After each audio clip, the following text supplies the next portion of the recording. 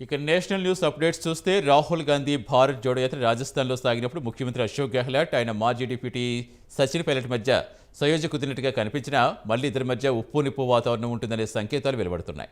అశోక్ గెహ్లాట్ గురువారం చేసిన వ్యాఖ్యల వీడియో బయటకు రావడంతో తాజాగా ఈ ఇద్దరు అగ్రనేతల మధ్య మాటల తోటాలు పేలాయి.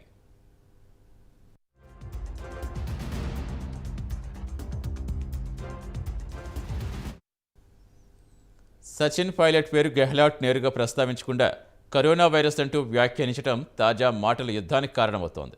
సమావేశాలు మళ్లీ జరుపుతున్నాం, ఇంతకుముందు ఒక కరోనా ఉండేది, చాలా పెద్ద కరోనా మా పార్టీలో ప్రవేశించిందని గెహ్లాట్ తన తాజా వీడియోలో వ్యాఖ్యానించడం వైరల్ అవుతోంది. గెహ్లాట్ ఇందులో ఎవరి పేరు నేరుగా ప్రస్తావించినప్పటికీ గతంలో పైలట్ను ద్రోహి అని పసలేని వాడని విమర్శించడంతో తాజా వ్యాఖ్యలు ఆయన్ని ఉద్దేశించి చేసి ఉండవచ్చనే అభిప్రాయాలు వ్యక్తమవుతున్నాయి.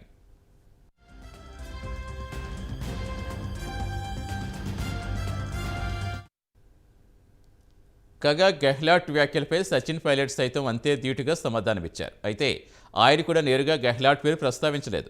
రాజకీయాల్లో సంయమనం పాటించడం చాలా ముఖ్యమని, మీరు గౌరవిస్తే గౌరవం పుచ్చుకుంటారని, ఎవరైనా సరే మాట అదుపులో పెట్టుకోవాలని, ఎదుటి వ్యక్తిపై నిందలు వేయడం చాలా సులభమని, ఒకసారి నోరు జారాక ఆ మాటలు వెనక్కి తీసుకోవడం మాత్రం కష్టమని, నేనెప్పుడూ వ్యక్తిగత దాడులు చేయలేదని మీడియాతో మాట్లాడుతూ అన్నారు.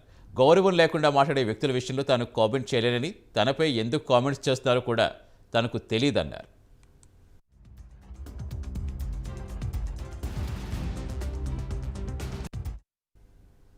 గత సెప్టెంబర్లో కాంగ్రెస్ పార్టీ జాతీయ అధ్యక్షుడి పదవికి గెహ్లాట్ పేరు తొలుత కాంగ్రెస్ అధిష్టానం పరిశీలించడం, రాజస్థాన్ ముఖ్యమంత్రి బాధ్యతలు పైలట్కు అప్పగించాలని భావించడం వంటి పరిణామాలు చోటు చేసుకున్నాయి.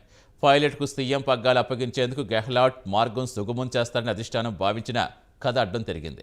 గెహ్లాట్ సన్నిహితులైన 100 మంది ఎమ్మెల్యేలు పైలట్ను వ్యతిరేకిస్తూ కాంగ్రెస్పై తిరుగుబాటు యత్నం చేశారు.